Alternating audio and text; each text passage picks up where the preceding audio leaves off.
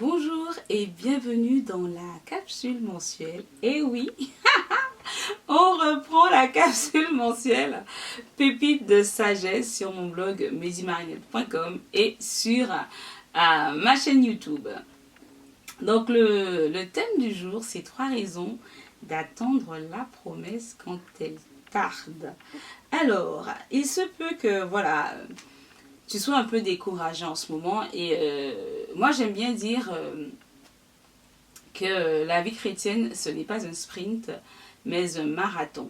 Qui dit marathon dit obstacle, dit difficulté, dit découragement parfois, dit toutes sortes de choses qu'on n'avait pas spécialement anticipées et qui peuvent paver notre cheminement et nous empêcher finalement d'arriver à ce qu'on a à cœur ou à ce que Dieu nous a promis. Et je voudrais t'encourager aujourd'hui, toi qui traverses cette situation, à vraiment tenir bon et te donner justement 3 raisons d'attendre la promesse. Alors pourquoi tu ne dois pas baisser les bras? Pourquoi tu dois persévérer? Premièrement, parce que Dieu n'est pas un homme pour mentir.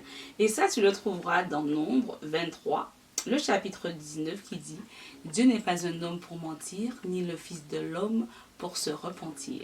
Ce qu'il a promis, il l'accomplira. » Donc, sois encouragé aujourd'hui. La parole de Dieu est vraiment le socle, la fondation de nos vies. C'est là où on trouve nos encouragements. Elle n'est absolument pas périmée ou elle n'a pas besoin de mise à jour, contrairement à tous nos objets électroniques. Elle est actuelle et elle nous dit que Dieu n'est pas un homme pour mentir, ni le fils de l'homme pour se repentir. Ce projet que Dieu t'a donné, ce mariage qui est difficile en ce moment, l'éducation de tes enfants qui te challenge en ce moment. Quelle que soit la situation, Dieu t'a fait une promesse et il est fidèle pour l'accomplir. Le deuxième élément que je voudrais te soumettre, c'est que Dieu l'a déjà fait pour toi. Alors c'est peut-être pas pour ton mariage, c'est peut-être pas pour ta société, mais dans ta vie de chrétien, dans ta vie de chrétienne, il y a des choses que tu as demandé à Dieu, il y a des choses pour lesquelles tu l'as cru et tu l'as vu accomplir ces choses. Il faut que nous apprenions vraiment à avoir une attitude tout le temps d'être en perpétuelle action de grâce, parce que finalement, quand on a la faculté d'oublier très rapidement ce que Dieu fait pour nous concentrer sur ce qui ne va pas.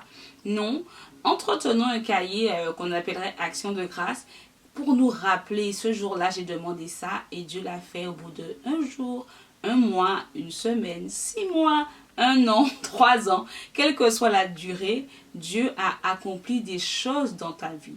Et la deuxième raison pour laquelle tu devrais attendre, c'est que parce qu'il l'a déjà accompli, il est aussi capable d'accomplir de nouvelles choses dans ta vie.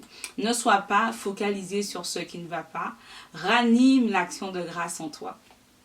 Et le troisième élément, ce serait parce que tu risques tout simplement de le regretter.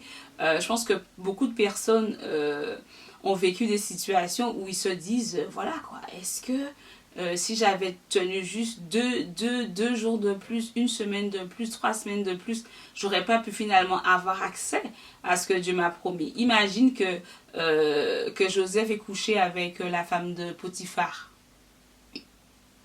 Est-ce que Israël aurait été sauvé?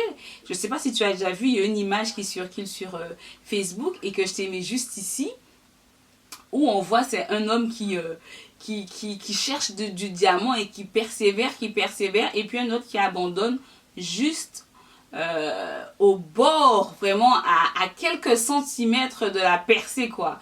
Et on se dit mince alors. Et souvent dans nos vies c'est ça, c'est qu'on ne va pas jusqu'au bout des choses, qu'on s'arrête et qu'on ne persévère pas. Sache que rien de ce qui a de la valeur n'est facile, rien de ce qui a de la valeur n'est gratuit.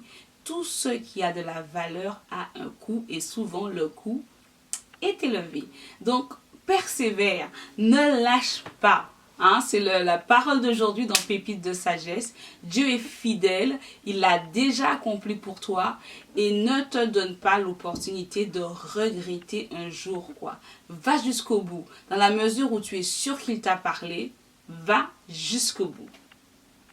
Et je voudrais vraiment t'encourager en fait. Quoi de plus triste que de mener une vie au rabais? Quoi de plus triste que de mener une vie qui ne te ressemble pas? Quoi de plus triste que de ne pas expérimenter ce à quoi Dieu t'appelle? Quoi de plus triste que de ne pas utiliser tout le potentiel et les aptitudes qu'il a mis en toi? Quoi de plus triste que de ne pas utiliser ne serait-ce que le seul talent qu'il t'a donné et de l'enterrer? Franchement, ça vaut pas le coup, quoi. Donc, je voudrais t'encourager aujourd'hui si tu avais envie d'abandonner ou si tu connais quelqu'un qui avait envie d'abandonner, eh ben non. Passe-lui cette vidéo et dis-lui, dis, ne lâche pas, persévère, crie à Dieu qu'il renouvelle tes forces et continue. Sois béni et à très bientôt, le mois prochain normalement, sur ma chaîne ou sur mon blog. À très bientôt, bye bye!